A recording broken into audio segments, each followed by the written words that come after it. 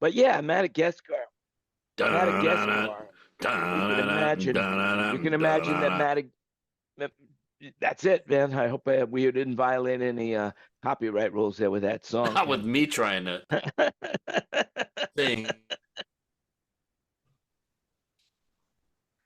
Well, the one thing I can say is that I do have high-speed internet, man. I have super high-speed internet here.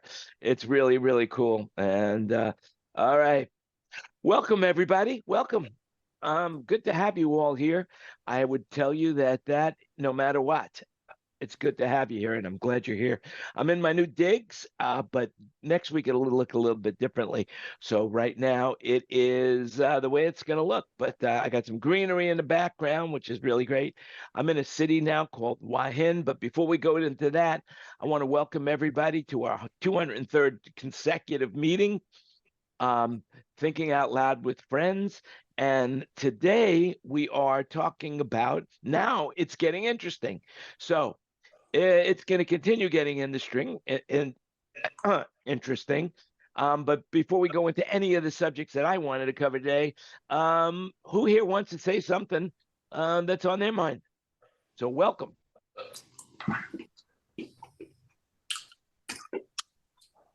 There you go. Cheers, my friends. Cheers. So Dave Brown, welcome to the show. It's good to have you on the panel. I think you know everybody, maybe with the exception of Wayne Sims from Australia. Yep, good to see you all. Please excuse my during this time of day. I teach radio class, two-way radio class, and I'm in transit during rescheduled, so I'm able to jump in. GMRF or what kind of two-way radio? Ham. Depends. Oh man, your audio signal is breaking up like crazy. Sorry to say that. You might be on Wi-Fi, and that could be the problem. No, definitely hardwired. Nothing beats wire. Ah, there you go. Now you're better. Now you're there.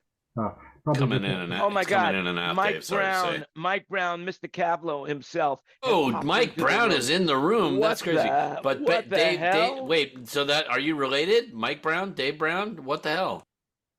And Dave Brown. I just finished my taxes. I'm pretty sure not. And he's Dave, not even the right Dave Brown. What bands do you operate on, Dave? Pretty well. I've got a general license, so everything. But yeah, we start them off with F for beginning. Box get general mobile radio service, GMRS. But our objective is to get licensed as many hands we can, and we will pay for introductory radio, not a cheap old Baofeng or anything like that. You know, a proper Icom, Motorola, whatever. Yes, and 100 hams that we've gotten licensed. Just one quick story is there was this lady that I know who actually. Unfortunately, you're breaking up like crazy, and Yeah, Dave, I definitely want to hear about that because my father was a very avid ham radio operator. He started with his general license and worked on it. Bruce Fowles is here. Anyway, yeah, he worked up to advanced. He worked up to advanced. Speaking of ham radio, unbelievable. But he's no longer with us. But I would really love to get into ham radio again. It's really anyway. We need to fix your audio though, Dave. Your audio is really not good. It's muffled for the most part, and then when sometimes it cuts out, which is a bummer. But great to see you, Bruce. Okay. Any better audio? Good to see you guys too. Hey, there you go. I was on a Zoom meeting with the Zoom people for a show next month in New York. So we just got done. I looked up at the clock. I said, "Oh my God, I have a Zoom with people that aren't Zoom." Well, we have John Edelson in the room. Well, right where now, did he go? I don't see him any longer. There he is. There's John. John is the Mr. Zoom. Well, I'm a daddy of a Zoom guy. Zoom. But I wasn't early. And you know what's special about today's version of John? It's not the amazingly smart, I wish I had thought of it, pre-recorded version of John that we have seen before. He's probably getting ready to go to NAB, right? Oh, Ken, you never noticed, did you? John recorded himself sitting in front of his webcam and then would just play it back on loop during meetings. So it looked like his camera was on, but it wasn't. You have outed me, Mike. But, no, but I'm not going to NAB this year. It was, and I got to tell you, I was suspicious after a couple of episodes, and then I watched for like 3. And you were really, really good about sitting nearly perfectly still. I was impressed. And that's when I was like, you know what? I could never do this. I could never sit that still, not move my hand, not scratch my face, nothing. Just sit that. It was amazing. We had to hone our skills for the office hours show because Alex was a demanding son of a bitch in this respect, and so we all had to define how to get the loop system going so it didn't look like a loop system, so we wouldn't get kicked off the panel. Ken is still like flabbergasted. That's quite an achievement, I think. Hey, we're getting pretty popular, by the way, guys. I mean, like last week, I believe that we got 9 new subscribers, and this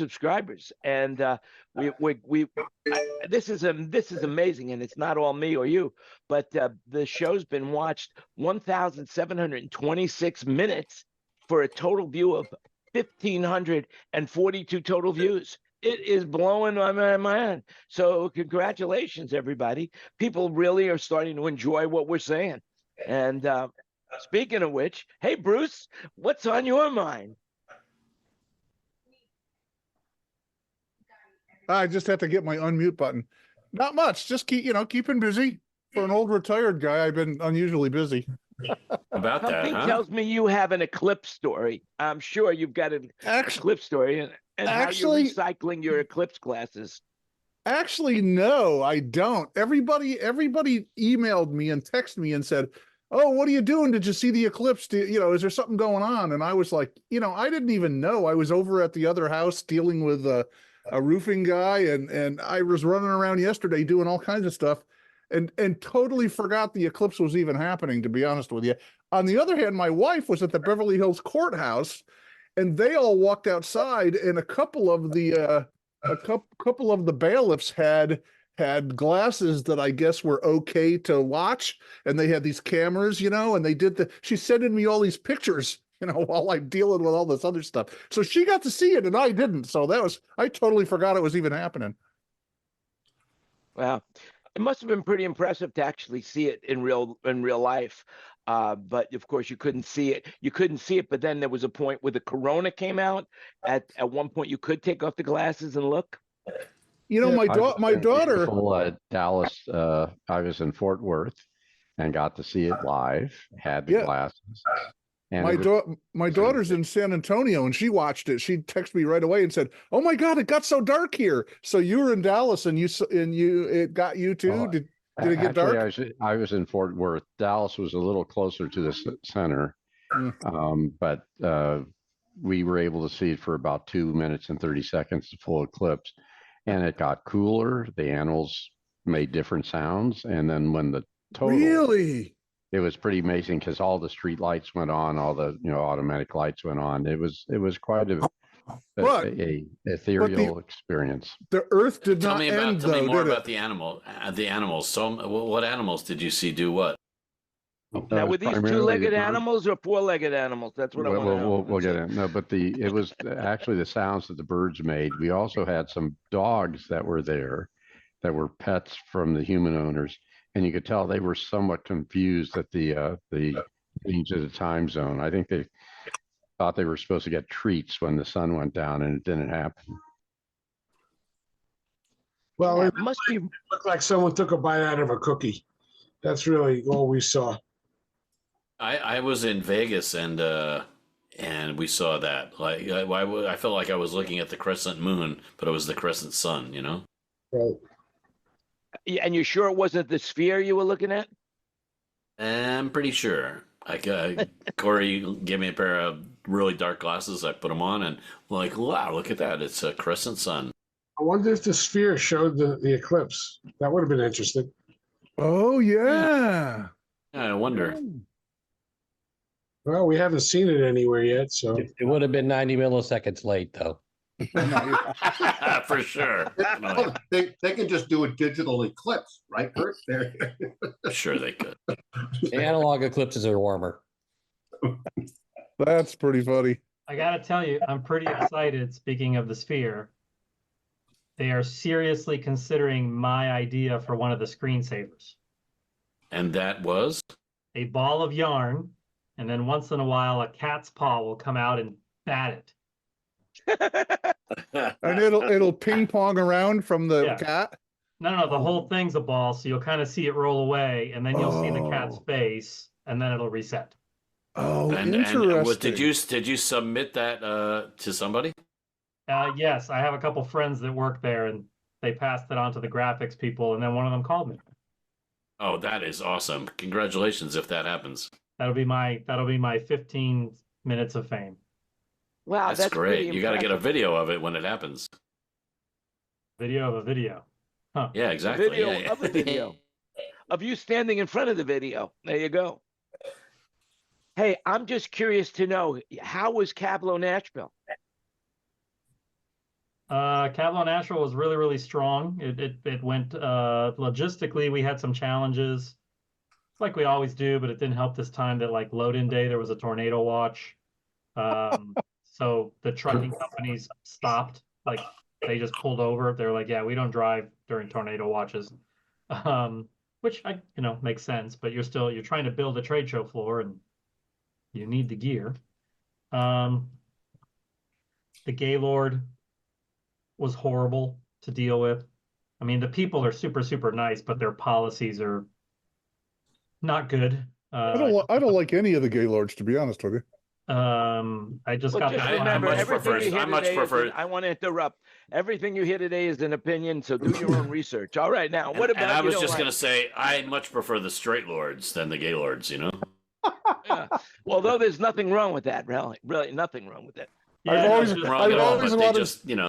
I've always wanted to say something sarcastic like that, and you just did it for me, so thank you. Yeah. $37 a day parking with no in and out. Oh, stupid, yes. The exhibitor's lunch, box lunch, I typically spend, depending on the venue, somewhere between 25 and 35. They were 72 for less product.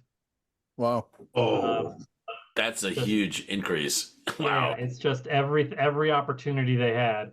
And stupid stuff like I negotiated that we would have direct access to the two docks that were behind our space. And I was a problem. Then later they were like, yeah, by the way, you have to pay for security for the docks. I'm like, what? You said I could have the docks. They're like, yes, the docks you have. We included those for free, just not the security. And that ended up being $2,100. Wow. Yeah. So, all the ballrooms in the Gaylords, they have a lot of them have the stages at one end, and I've done a ton of stuff in those ballrooms. I did the grand opening of the one on the Potomac, and we had all this entertainment. It was all like stupid. And I did Mohawk carpets in there a couple times, and we had all these huge surround systems for their opening videos with 360-foot screens. And all these ballrooms, I don't know how they build them, but this is what I imagine. They're all thin steel walls with nothing behind them, and then they put wallpaper on them.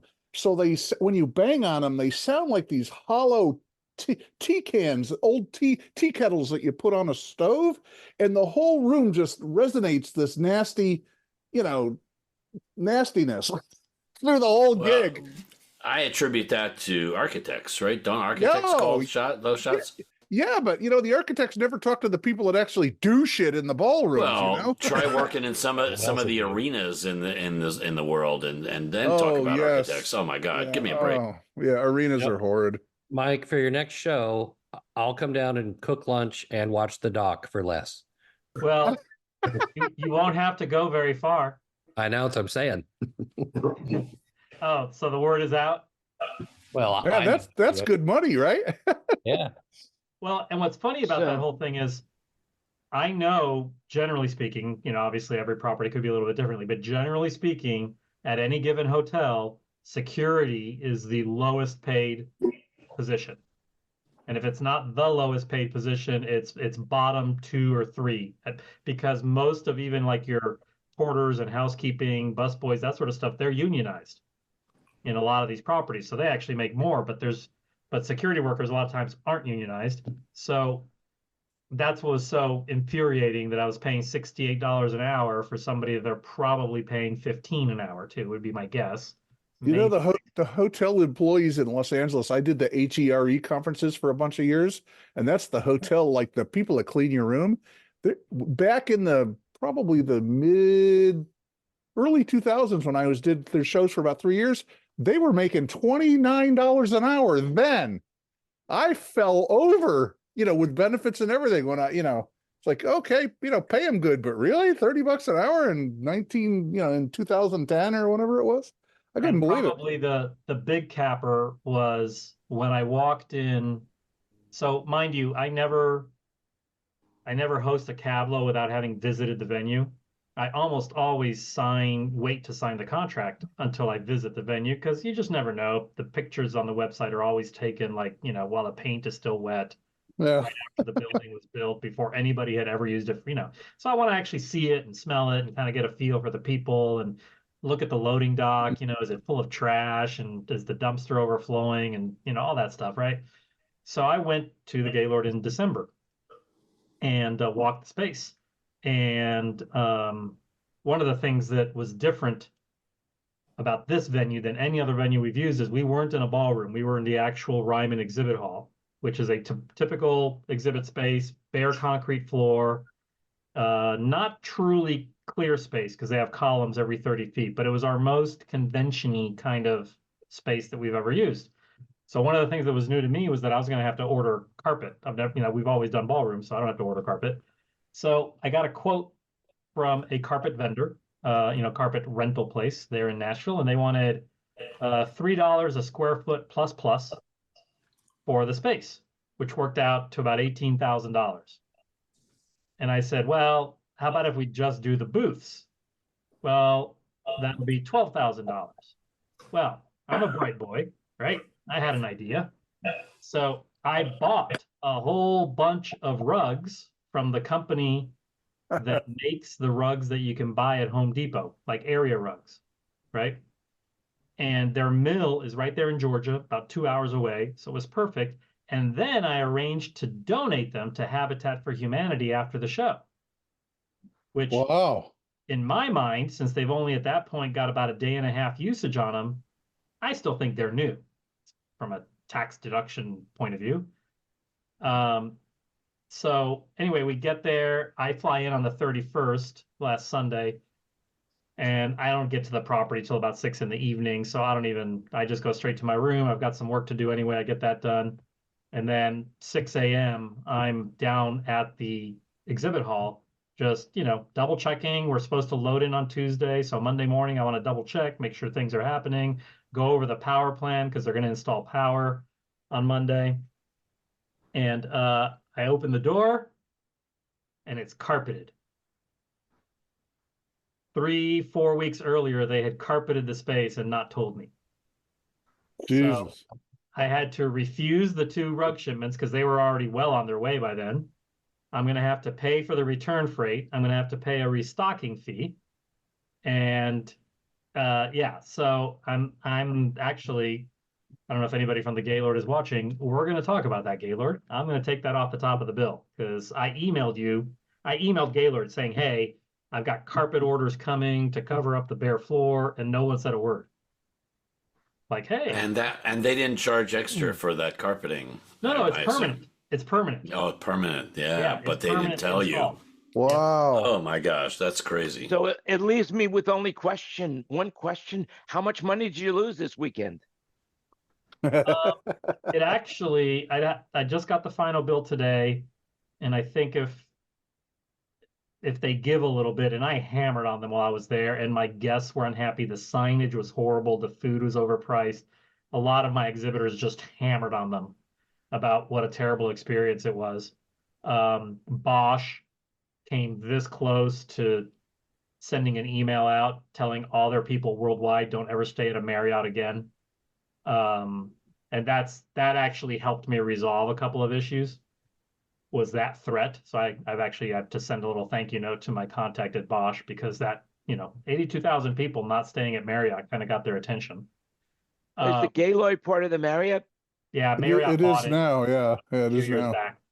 Marriott, Okay. for the longest time, Marriott was a partner. They ran the hotel operations, and then Gaylord ran everything else. And then Marriott out and out bought Gaylord a few years back.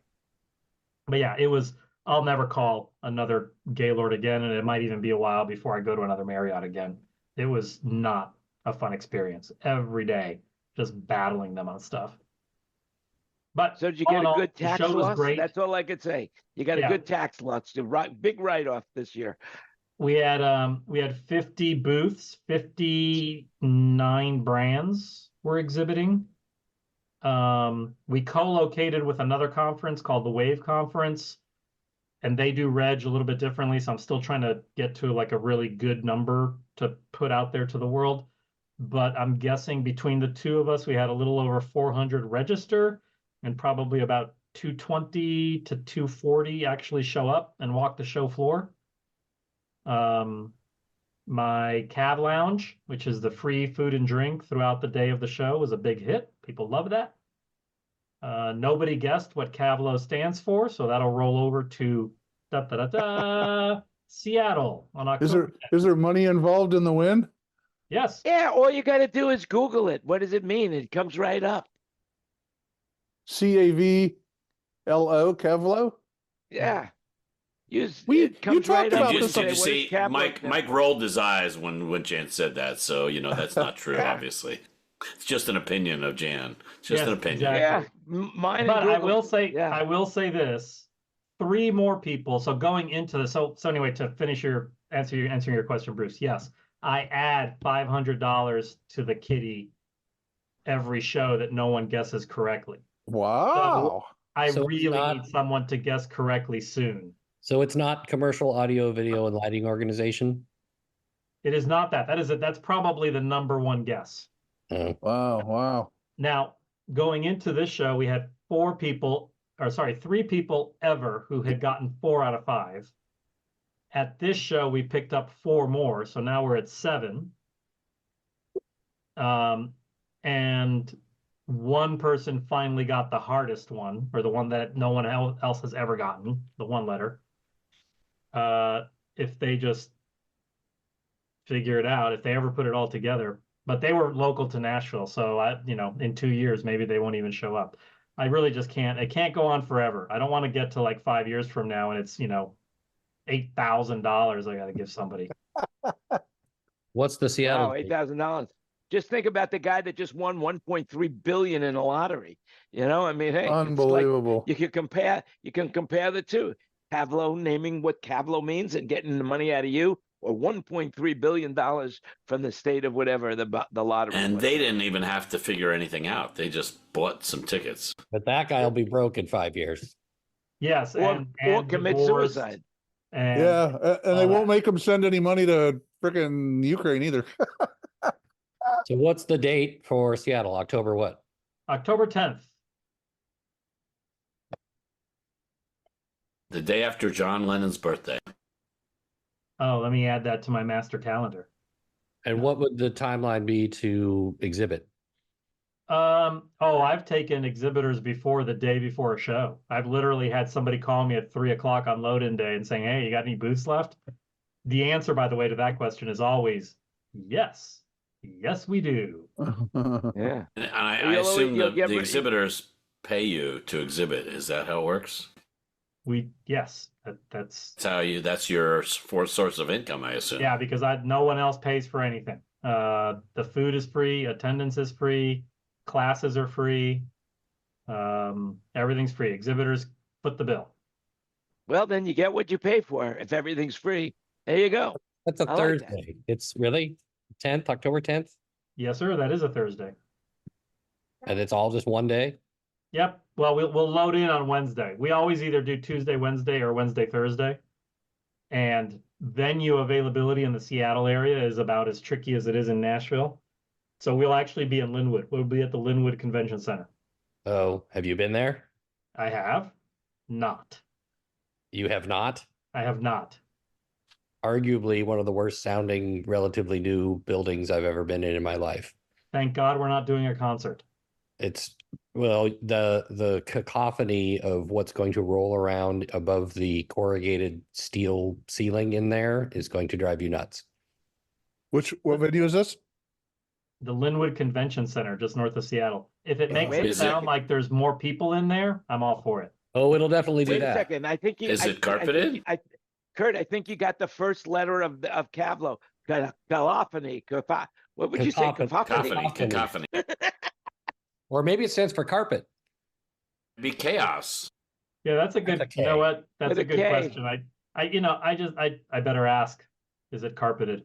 Is No, that the it is. convention center? It's Is that the carpeted. the convention center that sort of straddles the hillside and the freeway right there? It kind of shelves Oh, up. no, that's in Seattle. That's the Seattle Convention Center. That Oh, okay. Some brilliant person decided to build right over the I-5.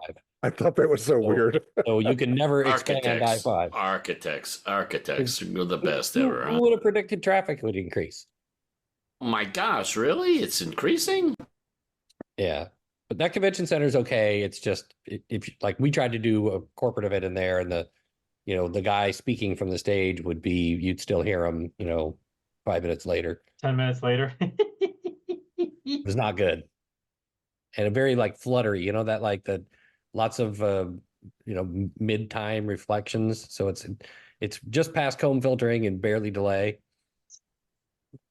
It's funny. We did the in 1881, I think, was the Boeing 757 reveal, and it was a 3-week build and a 3-hour show and a 4-day strike.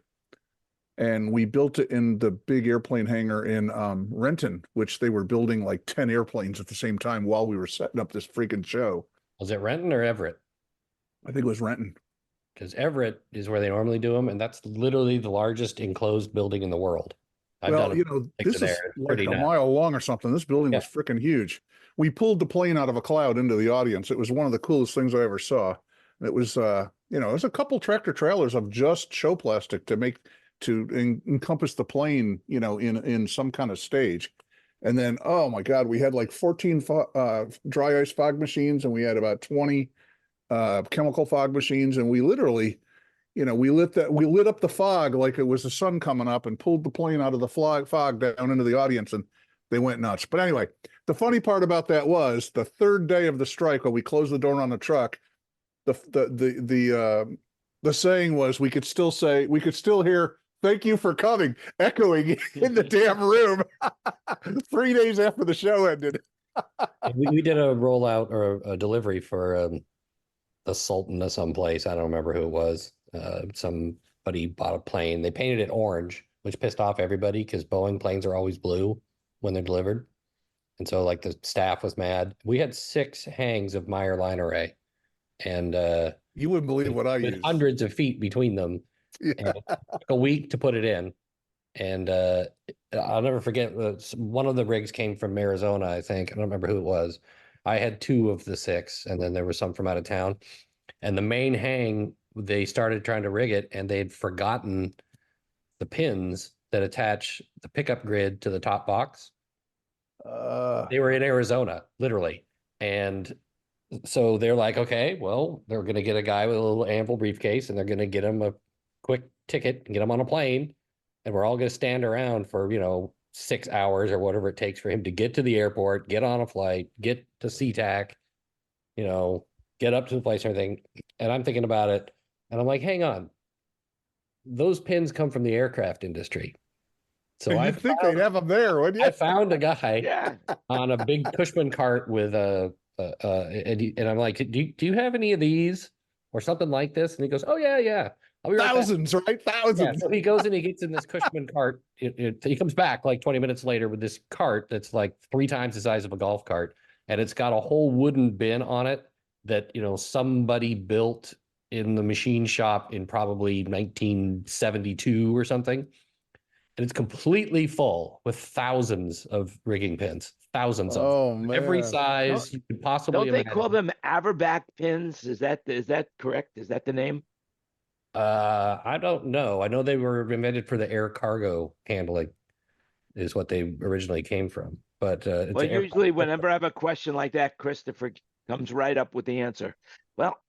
Well, so the guy shows up and we just A/B them, and there's exactly those pins, same Wow. diameter, same length, all of that stuff. So I'm like, you're in one of the two places in the world, which would be the Airbus factory or the Boeing factory, where you could forget the pins and you're going to be good. And then the guy hooked him up with like 20. He's like, oh, take some spares. It's fine. You know, he gave him like, those are expensive pins. yeah, oh yeah, he gave him like $1,000 Wow. pins or $2,000 worth of pins, and nobody even cared. So you Yeah, guys no, have, that was the day I think before the Boeing word- was losing parts like crazy. Now we understand what's going on. I mean, another They near weren't bolts, catastrophe of Boeing. and they You weren't know, bolts. What? Yeah, I was gonna Bolts. say they're not used indoors, are they? Yeah, they weren't bolts. Yeah.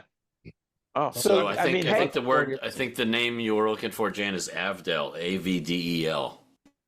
I always thought it was called Averback pins, but that's what I was always. But you know what? It's an opinion. What do I care? You know.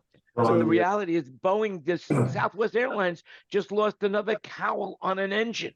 I mean, that's crazy. really? Wow. Yeah, I saw on that. Southwest.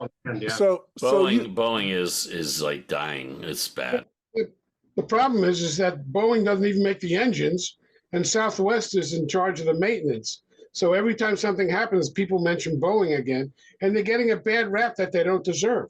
That's exactly. Oh, they true. deserve it. They No. deserve it. What they need to move the corporate They needs to move had back here. they deserved it for the door on the Alaska plane, didn't they, David?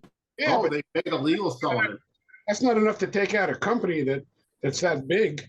You know, you're talking about it Well, like it was enough to take out all the top executives. yeah, 12 never- 12 of them or something? It was Yeah. never like this before they moved corporate headquarters to Chicago. And there's a push now to get them to move it back to Seattle where it belongs. Yeah, it's you- because so- they stock price over safety. That's the problem right there, right? I think it's shareholder payments, maybe. Well, yeah, I mean, the problem is that people focus on short-term profits rather than long-term growth. And Ken's exactly spot on there. And they're looking for stock price. They're looking for all this stuff. And what happens down the road, they don't give a flying F.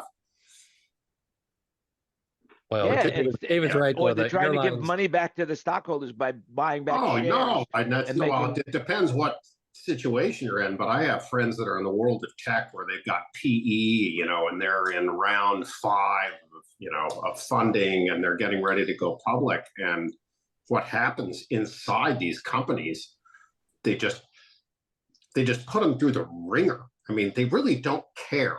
All they want is the pop on the IPO, and whatever happens to you after that is your good fortune or misfortune, and they could roundly give an F, except that they're bound under whatever that rule is in the SEC, which they can't sell their own, they can't sell the stock immediately. But If only there was an example of this in the current news cycle that we could refer to. Unbelievable. I watch it. The curve is going straight down. Another scam by a scam artist. Unbelievable. P.T. Barnum said it best. There's a sucker born every minute and 2 to take them. And this is amazing what's going on in the market today. So not to get back to audio, but on my Boeing show in 1980, you guys Boeing, you guys will appreciate this.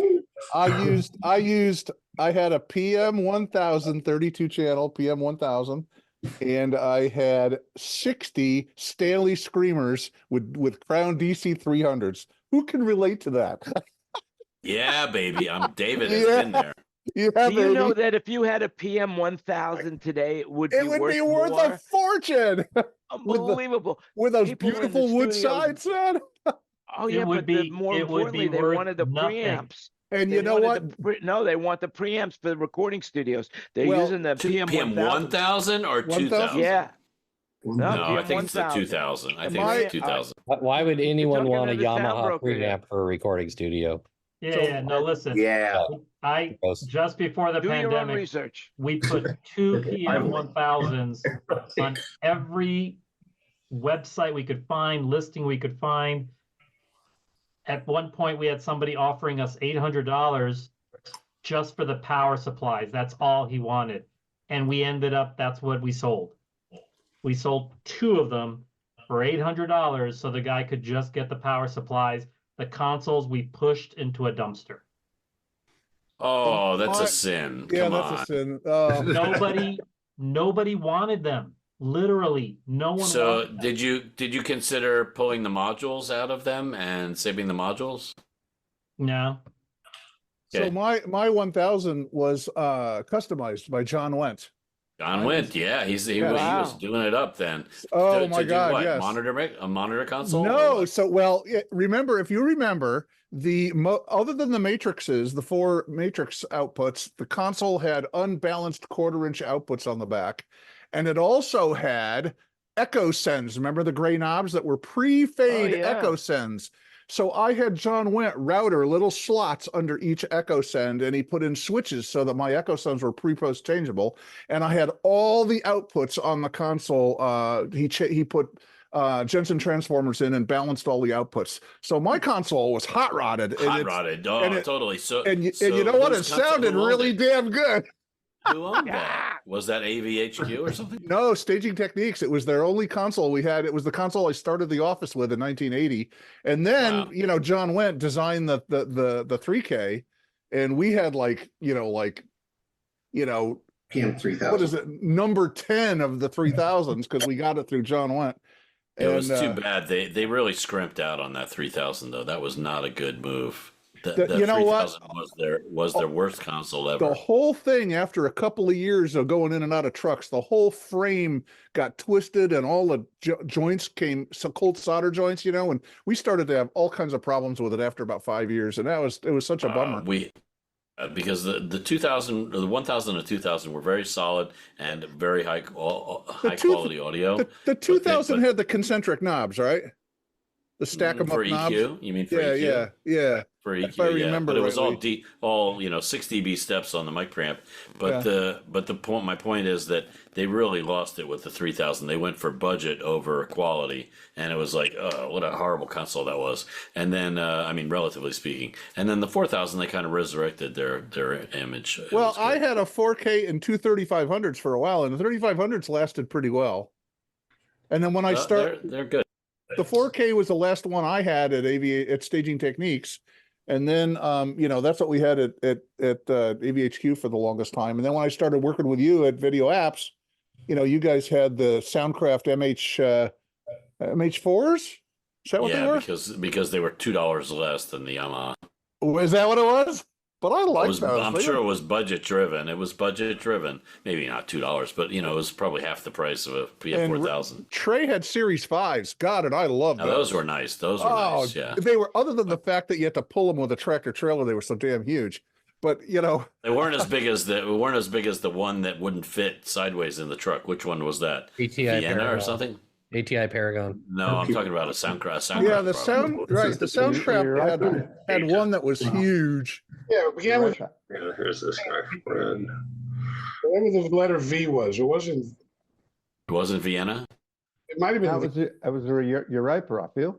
I think it's The Vienna was a smaller console, wasn't it? That's it. Yeah, You might be right. Vienna wasn't big. The ATI Paragon was the biggest console I've ever seen. That was for a touring. So jet. have you guys seen? There's this guy that mixes front of house for.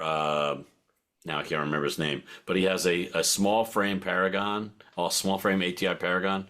Well, relatively small. It's not that big. Wayne Pauley, right? Have you seen that? His console? It's weird. He's got a left-hand master somehow. It was custom made. That console was supposedly custom made for resorts in Atlantic City. Really? That's what I think I read somewhere. Yeah. Shadone has the Stones monitor console when they used Paragon for that, and he says it's mint, perfect, and it's got like 48 outs or something because they had to do the wedge lines that went all the way down the ego ramp and all that stuff. So they had all these outputs. Wow. 48. Wow. 48 outs. Analog too. Claire Brothers has the Rolling Stones That's cool. monitor console. So Bruce, Yes, you had the one, Claire Brothers, sure, by association now has that console. But Sorry, Dave, I missed that. What was that? Yeah. you had the 1000. Did John Wynn put those 4 knobs on top where the subgroup switches were? Yes. So, And he He had balanced. shadow switches for assignments, and he did the monitor console version where it was what 4 pots instead of 4 switches, right? Right. I had the knobs, and I also had pre-post switches under each knob. Post switches, yeah, that's killer.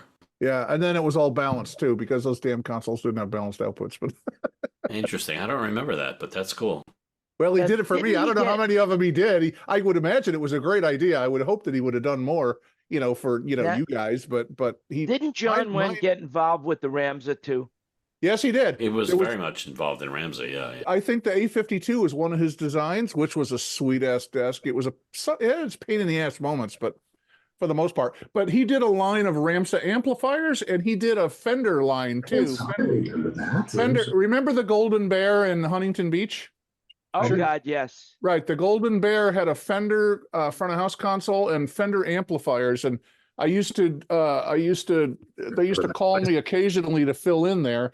And what I hated about that place is you have to go up the frickin' ladder to get up to the front of house console. But we did Lee Ritenour in there and Billy Cobham and all these super great jazz guys in there. And all the Ramsa stuff was all Fender,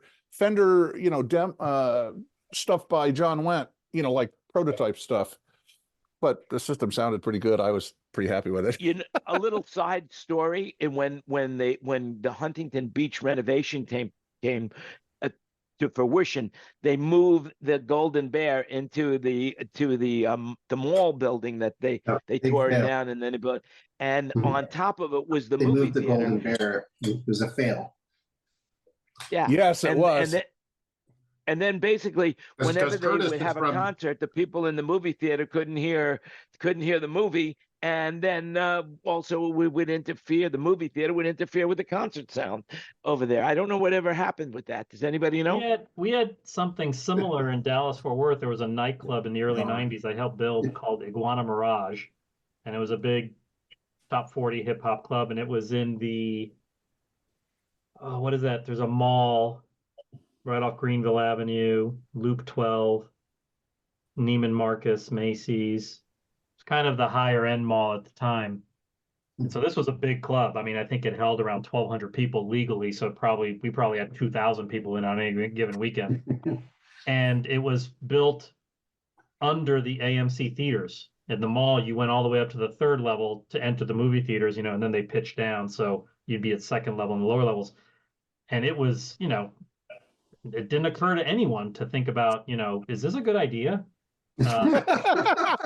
Because Dallas isn't like Vegas. In Vegas, the nightclubs don't open till 11, so it would probably work fine.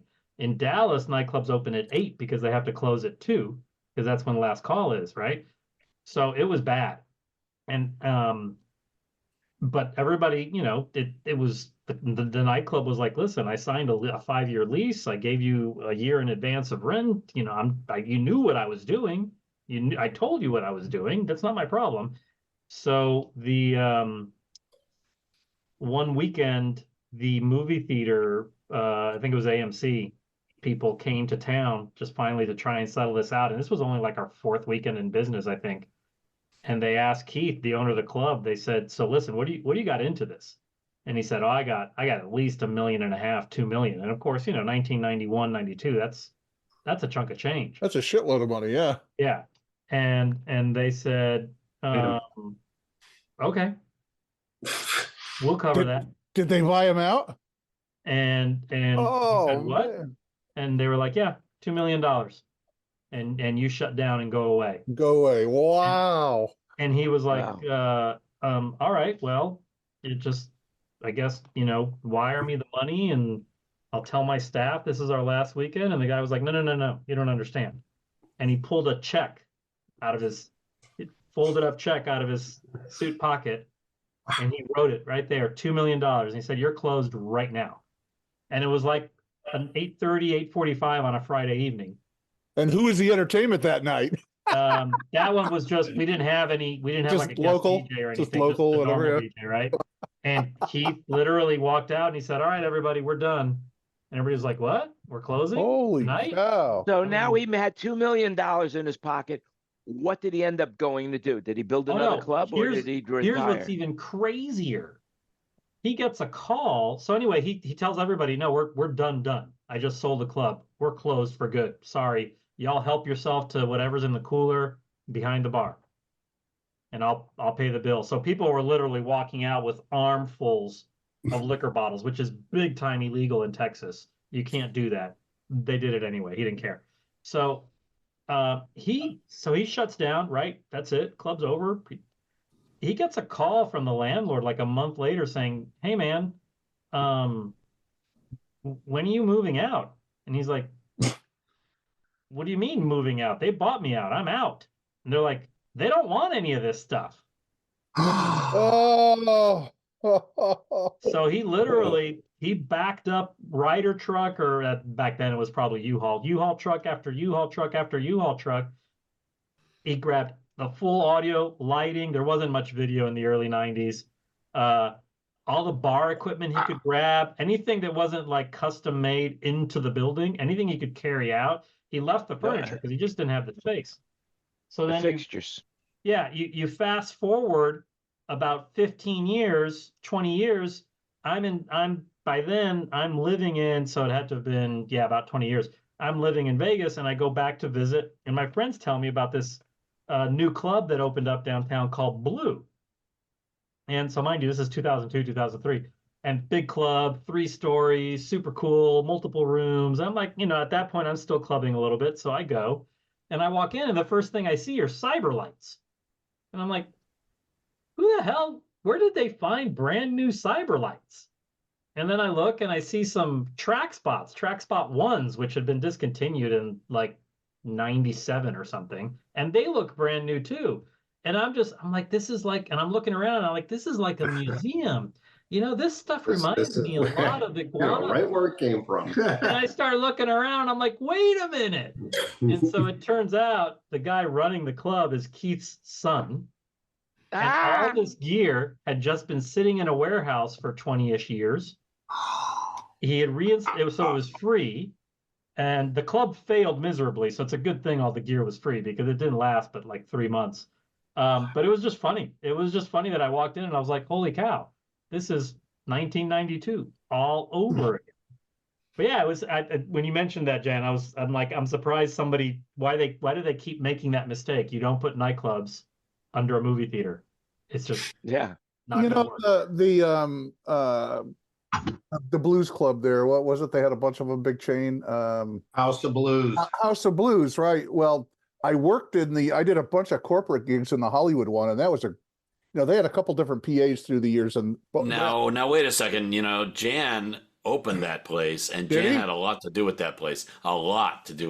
So go ahead. Be careful what you say. I like that place. And then it went away, and I was really bummed, right? And then then I did, for Video Apps, actually, I did a handful of shows, corporate shows, at the one in Anaheim after they moved it from Disney, because it was downtown Disney. They moved it over to the mall across the street. And I don't know, had you ever, Kenny, what happened to you? No? I didn't know that Anaheim House of Blues moved. That's funny. It's in the mall, and you park in the bottom of the parking garage, and you can go right into the, and it's multi-stories, and it had a Soundcraft, what was it, the big one there? What's it called? VI6 or something? It had a VI6. Yeah, and I don't remember what speakers they had, but it's like the House of Blues in Vegas is in the Mandalay Bay, it's kind of similar, I guess. So if the console was a Soundcraft, then it was JBL speakers. You know what? I think it was JBL speakers. All the early House of Blues were 100% EV Dynacord. In the beginning, yes, I remember. That's what I mean when I first started to work in the Hollywood one. And the Hollywood one. Correct me if I'm wrong, Jan. Jan knows better than anybody, but wasn't it a Yamaha sound system? It was absolutely Yamaha all the way. All the way. We put in Yamaha wavefront speakers, and the most ineffective speakers and again, this is an opinion, but I don't believe Yamaha makes them anymore. Sue Jan. Well, that's because we got Yamaha to kick in the money. They had just come out with I was the production manager of the House of Blues. And by the way, just an FYI. I probably met you before when we were working in there. I didn't even know it. How funny. David and Kenny, I hired both of those guys to do the work on the install. Oh my God. What a small world, man. It's just too funny. He did the initial design, and I finished the design and did the installation. You didn't hire a licensed contractor? What the hell, dude? Are you kidding? No, we had a licensed contractor to do all the electrical. But as far as the sound goes, did it open, Jan? God, the 80s. No, the 90s. Early 94. 90s. Yeah. I mean, I remember we did this, and the very first show that we had was with Aerosmith.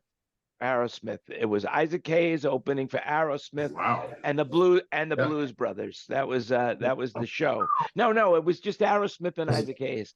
I went on a lot of dates there too. I had some dinners, and I did my time in the you know that upstairs room, that private room that they had up there, the private club. Well, no, he had a lot of personal money. A lot of I got to hobnob with a lot of celebrities up there,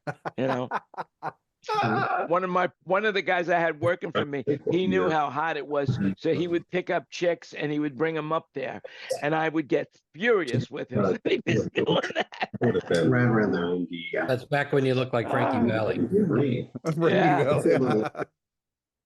Yeah, it was great having Jan as production manager. He'd call up and say, "Come on down, Prince is going to show up later."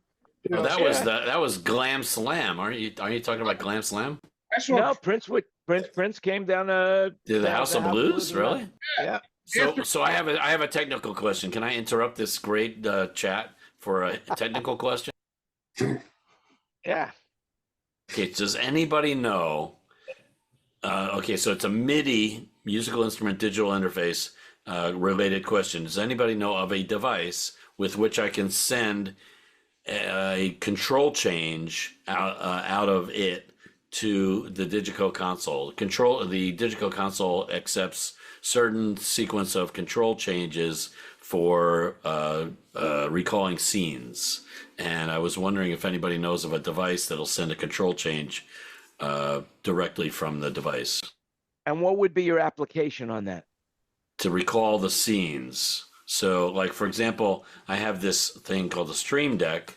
You all know Stream Deck, right? So Stream Deck, but that has to go through the computer, and then the computer had a USB to MIDI interface and sends the MIDI signal, and that'll work. But I was wondering if there's any device with which I can send a programmable control change directly from a device. What do you know? So without using a computer? Exactly. Yeah. I mean, this will work probably, but it just seems overly complicated. Wouldn't you just get that from a keyboard? Like a musical keyboard, you mean? A musical keyboard, yeah. Doesn't it have MIDI out? Yeah, but then how do you not that I want to carry a keyboard, but let's say I had a little miniature Casio keyboard. Yeah, the little what are they 12 keys across or whatever they are? How many? Right. So my question is, so can you program those like push buttons that are on there to be certain control changes instead of just what they are set to be? You can. Mike says. That would be a musician question. No, Mike seems pretty confident. Yeah, you got to stop thinking about MIDI. The green room. As a musical thing. Think about MIDI as a control protocol, and then it makes more sense. But I've used MIDI to recall lighting scenes. Thank you. I've used MIDI to operate a sampler. I've used hang on a second. I think I actually have an example of this. So if I get a $40 Casio MIDI keyboard that has a MIDI out, it takes too much space. So, Kenny, what about as long as it's programmable, because you're going to have to. That's what I need. Yeah, I have to set the certain control string. Yeah, the certain control string. So that's what I have to figure. But I hear what you're saying about a keyboard. Unless you're a musician and you can relate to keys. But you want to label your scenes. Yeah, well. I only need four. I only need four things. I only need four of the scenes, right? So yeah, go ahead. Not a program change. The box you're going to tell me about, I have a feeling, David, is the program changer. What about that Yamaha thing, little box that you had from years ago? Yeah, that's a MIDI program change device, not control change. So it doesn't do control change; it does program change. Big difference. And the Digico responds to control changes, not program changes. Go figure, right? This is to recall something in the Digico that the your fancy quantum Digico can't do. I mean, I find that hard to believe that you can't just. No, it does it, but I think what it's geared. I think it's designed for is theatrical events where they're using QLab to do everything anyway, and QLab has no problem sending out control changes, and then it'll fire that scene when they hit that sound cue, or whatever. Well, I think this might work for you. It's called the X Key Air, and it's a little bit bigger. Does it have a MIDI? Does it have a MIDI output? I believe it. No, it's Bluetooth, completely Bluetooth, and I believe you can control it through MIDI. No, I need a MIDI, MIDI output. So I've got my computer and I've got my MIDI interface. What about using like a guitar pedal board switcher? There's all kinds of. I'm sure that would work too. I'm sure that would work too. You could just have. Actually, I'm wrong. It will hook into the computer. It does have a USB out. Yeah, I don't need it to connect to the computer. That's the problem. Like the Stream Deck connects by USB also, but I prefer not to go through the computer. But yeah, you're right. A pedal board is probably my answer. Probably my answer. Turn this off. Hang on. Let me get out of. Let's share your screen. Yeah, I'm just gonna. Yeah, pedalboard would be really a good idea. Right. Yeah, because Ken, you could even just. That's why I'm asking, because like in the old days, like in the 90s, I programmed a pedal board to do control changes, but MIDI program changes. But I was wondering if you can program one of those pedal boards to do control changes. Yes. Can you see this thing? The Mastermind GT. Yeah. So it's not like I need it to be anywhere near that fancy. No, but they make them smaller. That's like the big, crazy, elaborate one. But so RJM Mastermind, and they make smaller ones that would have like maybe 6 buttons, and it has continuous controller ports on the back, so you could plug a pedal into it if you needed something to change dynamically. Yeah, I'm not looking for that. Of course, I'm just want control changes, and I want it to be all day programmable. Long. That thing will do it all day long. Control 16,1. Yep, that will do it all day long, and you don't need. Cool. So it's RJM Mastermind. I'm going to try that. Thanks. Yep. It has a MIDI out right on it. It's not like I got to go through anything, right? No, it's just that plugs into like any MIDI effects device or preamp or anything like that. There's no computer. Cool. Awesome. You can program it with a computer. All right, thanks. And on that note, I got to go. But it's been nice. I really appreciate that info. Where are you planning on using this, and why? Well, okay, it's a long story, but so in you gotta go. All right. Manilow Show, I'll tell you the Reader's Digest version. Manilow Show uses a lot of scenes, at least one scene for every song, more like two scenes for every song, right? And he's got a new show he's going to be doing, which we're calling the Clicker Tour. And with the Clicker, he's going to start a wheel spinning, and then the audience member is going to push another clicker. It's going to stop it from spinning. It's going to land on a song title. He's going to do that song. So parts of that's going to happen 4 times in the show. And so parts of the show are going to be random. So I have to be able to get to certain scenes very quickly and easily. So, but more likely I need to be able to get back to the regular set list after they select this random song. So it's going to be wouldn't it be easier to rig the wheel? Yeah, that would be way easy. But let me tell you a story. Quick story. In '97 was the first time he did this. 1997, and there was the I forget what the name of the tour was, Reminiscing or something. But he did that same concept, but with technology from 1997, and it was totally planned. It was don't tell anybody, okay? This isn't going anywhere, right? Okay, good. Yeah, so it was planned. It was planned to a point. They had. Maybe they had 20 songs. Maybe they had 20 songs on the wheel, and they had only 5 were actually selectable or something. So the fans got a little aggravated at the fact that he only did these 5 songs or something like that. So the fans were a little aggravated. Well, let me tell you, he is really into it. So he said, "Listen, I'm not gonna chance it. We are going to be 100% random this time. It's going to be whatever we land on. That's what we're going to play. So it's not going to be fixed at all. So that's why we all have to adapt to it. Anyway, on that note, I'm going to go adapt to some dinner. Oh, before you go, what else? Before you go, Ken, before you go, just check the chat because there's some links there for you that Mike Brown put in. Thanks. That's awesome. Thank you. Thank you very much. Yeah, I have this chat set to save, so I'm going to save it. So thanks, you guys. Great talking to you. Thanks for that suggestion, Kurt. And I'm going to pursue that. It's going to be great. Thanks, David. Ken. Bye-bye. Well, we've been live an hour, and this hour has gone by very, very fast. It flew by. And we didn't even get to speak to. I keep track of a lot of stories in case we get a lull in the action, but we don't have any lulls anymore. There's no lulls here. The one thing that I regret is that Dave Brown couldn't get his mic together to talk about the ham radio stuff. That I was looking forward to that. So maybe what we'll do is schedule him to come back, and so that we could have him talk about that, because that's fascinating to me. Well, I mean, he's got the Stargate right there. Why can't we all just go back to the beginning? Thank you, Fred. Thank you for paying attention. Oh, you still there? No, Ken's gone, but if you find something, I can send it to Jan, and Jan will send it to him. I have a look at the Morningstar products. Yeah, it was very cool. So all right, Jan, well, we've been on for about an hour. Who's got something they want to say or ask me or whatever? Let's do that, and then we'll go offline and we'll just chat amongst ourselves. So you remember the conversation that we had about the law in Australia, I think, where when you finish your job, they're not allowed to call you afterwards, that your job is over when you leave the office, and they're not allowed to call you at 9 o'clock or Sundays or Mondays.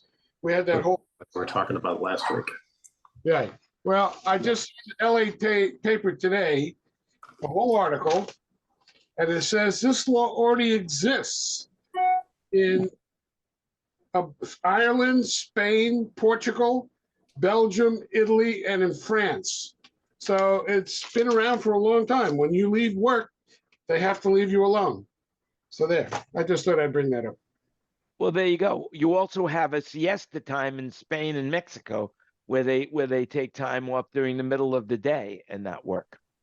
Look, they do that in the Middle East too during the hottest part of the day. So roughly 11 to 2, most shops just close there and then everybody goes home and has a nice long lunch. Maybe they take a nap, maybe they don't, but then they'll come back and then they'll work till 6 or 7. So they still are working an 8 to 9 hour day. There's just a big chunk in the middle where it's hard to get anything done. Yeah, I was in southern Spain and in Cadecas, where the Salvador Dali Museum is, and there's a really great hotel there called the Hotel Duran, and they have the best paella imaginable. So if you're ever in southern Spain near the French border, you want to go to the Hotel Duran. So we're down there. We went through the museum and did some shopping, and we're like, let's go have a paella lunch at the Hotel Duran. So we walk over to the hotel, and it's like, yes, we'd like to, have lunch. And she's like, well, you'd like to reserve lunch. And I said, yeah, we'd like to reserve lunch. And they said, great. How many are there? I said, we're just 2. And they're like, great. What time would you like to come? Well, we're ready to sit down now. And it was like between 12 and 12:30. And she burst out laughing, saying, the chef doesn't show up until 1:30. The soonest that you could possibly be seated in the dining room is 2 o'clock in the afternoon. You needed to explain to them that you were hungry like a wolf. Duran. Good joke, buddy. Excellent. That's very good. Very quick. Very quick. Bravo, Kurt. See what you missed all these times. It's good to have you back, guys. It's good to all have you. Who hasn't much? So who hasn't said anything much that's been in the room? Let's see. I guess we've heard from everybody. So how's Thailand? Guess I'll tell you what. Thailand's amazing. It's just amazing. I just want to. I just have to say a couple of things that I would like to share online, case Bo or her family is listening, may her brother Tong rest in peace. He passed away yesterday. Sorry. 47 years old.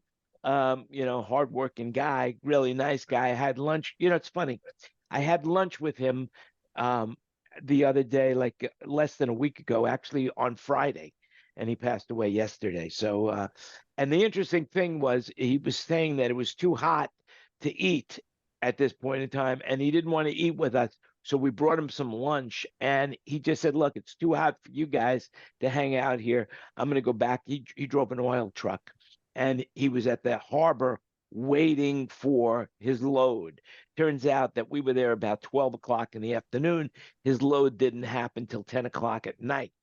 But so basically it was really hard for him on the heat, but really super nice guy. Never spoke a word of English to me. I have no idea what he would have said.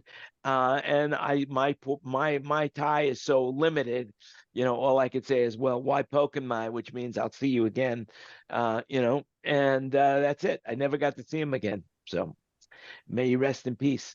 Also, another thing I want to bring up is that Michael Gladstone, David, Michael had passed away how many years ago now?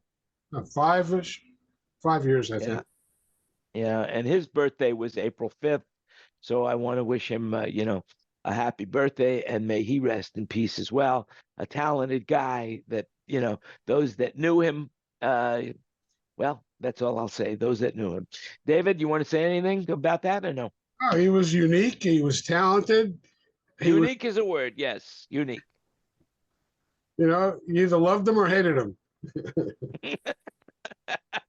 Unique. I saw there's a picture of me and him on Facebook right now that I posted that took place back in the 70s, mid 70s. If you want to see, what it looks like to be really stoned out hippie, you go check out that picture of me. One of the fun stories, it's kind of typical of Michael. He was a tour manager for Pablo Cruz, and they were opening for the Doobie Brothers. And he was doing, he was a talented guy. He did a lot of things, lighting, sound, but he also rubbed people the wrong way. And at the end of the tour, they tarred and feathered him with honey. All in good spirit, but still, they tarred and feathered the guy. Listen, I speak from experience that even when it's done in good spirit, that stuff takes a couple of days to fully get rid of. That honey, especially if they were smart enough to warm it up a little bit, yeah, it pretty much goes everywhere. Yeah. I think that's what they use in the Brazilian wax aspect. Some honey. I think that's how it works. I don't know. I can't remember. It's been a while. Anyway, listen, thanks for coming, everybody. We're going to stay in the room. If you want to join us, DM any one of us, we'll send you a link on how to join. Dave Brown, seriously, get your mic fixed and come on back in. We really would love to have you and talk about some ham radio stuff.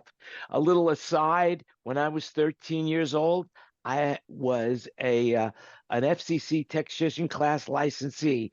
I was a ham radio operator. So CQ, calling CQ. And with that, we will say 73, 6-2 and even.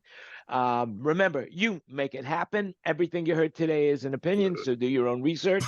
Next week will be our 204th show. Disclaimers. So come and join us. Come and join us and bring your stories.